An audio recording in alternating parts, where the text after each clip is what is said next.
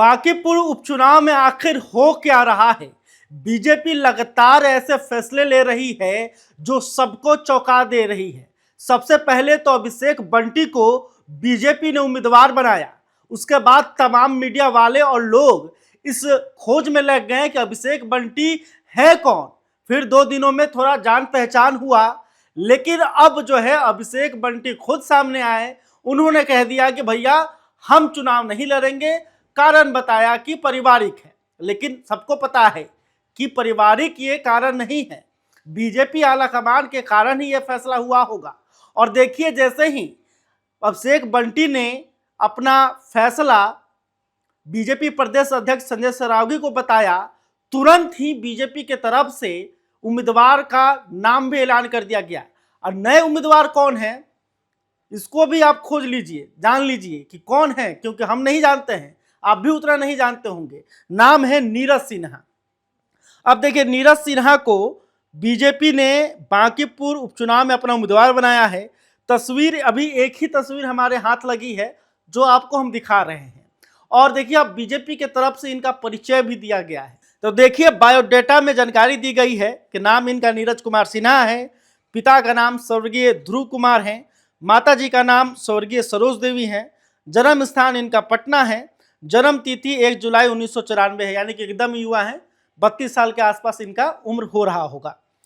इसके अलावा पता दिया गया है Mithapur B area post office के पास। वैवाहिक स्थिति यानी कि अविवाहित है, माने इन्होंने अभी तक शादी नहीं किया है, कुंवारे उम्मीदवार हैं बीजेपी के।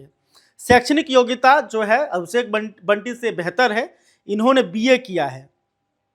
राजनीतिक यात्रा है, 2006 में भाजपा के ये प्राथमिक सदस्य बने, नरेंद्र भारती मंडल के बूथ अध्यक्ष रहे, फिर नरेंद्र भारती मंडल में मंडल महामंत्री बने, फिर भाजयुमो में ये जिला उपाध्यक्ष बने, और वर्तमान में ये नरेंद्र भारती के मंडल अध्यक्छ हैं लगातार 2 बार से।